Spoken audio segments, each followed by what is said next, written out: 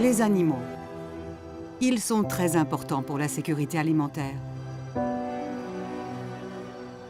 Ils nous procurent du lait, des œufs et de la viande. Cependant, l'accélération de la croissance démographique à l'échelle mondiale a été accompagnée d'une hausse de la demande de produits d'origine animale, mettant ainsi une pression sur les agriculteurs et l'environnement.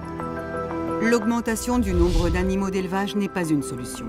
Cela accentuerait la pression sur l'environnement, déjà mise à rude épreuve.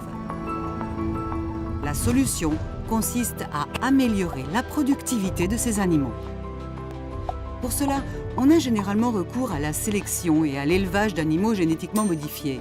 Mais ce processus est lent, plusieurs années pouvant être nécessaires pour déterminer le potentiel de ces animaux en matière de production. Les progrès de la génomique permettent aujourd'hui d'estimer le potentiel de production d'un animal le jour même de sa naissance grâce à la simple analyse de son ADN ou carte génomique.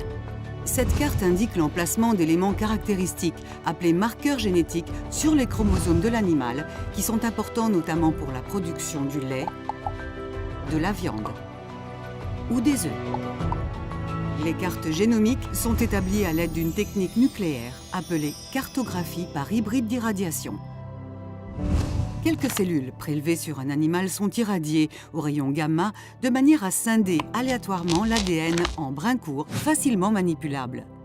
Les cellules irradiées sont ensuite fusionnées avec des cellules de rongeurs afin d'amplifier les courts brins d'ADN de l'animal, appelés panels d'hybrides d'irradiation.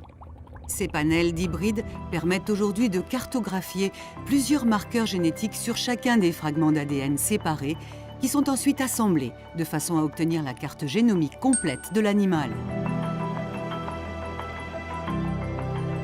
Une fois l'ensemble du génome cartographié, des dizaines de milliers de marqueurs sont rassemblés sur une puce à ADN qui peut ensuite servir à déterminer le potentiel de l'animal en matière de production. L'utilisation de puces à ADN obtenues à partir de ces cartes d'hybrides d'irradiation pour sélectionner les meilleurs animaux a révolutionné l'élevage des vaches laitières et permis d'augmenter la production de lait.